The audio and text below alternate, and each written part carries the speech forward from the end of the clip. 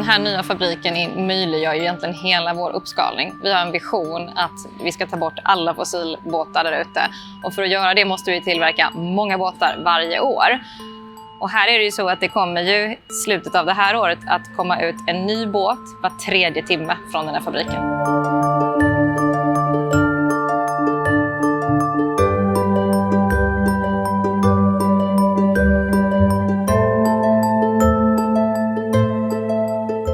Och är detta en erfarenhet som ni kan ta med er sen in i andra uppdrag då?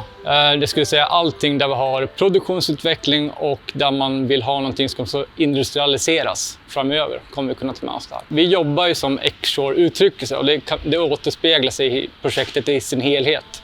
Att man vill uppnå det här gröna.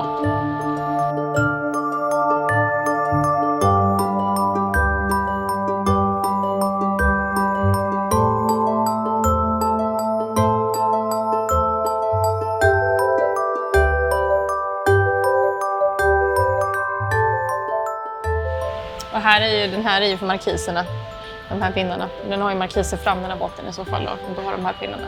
Och de kan vi ju bara plocka ur så förvaras de i en lucka. Railers har suttit på en helt unik kompetens för oss. Vi har ju byggt fabrikerna mycket mer så som man bygger fabriker i fordonsindustrin. Vi har ju inte tittat på båtindustrin. Det är ju, tycker vi är det gamla, nu ska man bygga som i fordonsindustrin.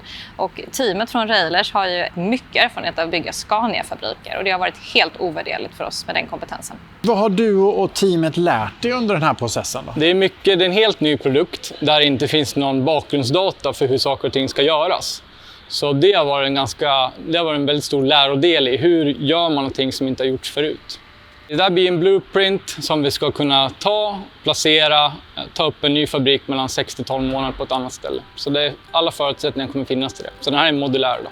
Ja, men det är extremt kul, speciellt när det är en svensk produkt som är grön och ligger i framkant. Så det är riktigt roligt att vara med.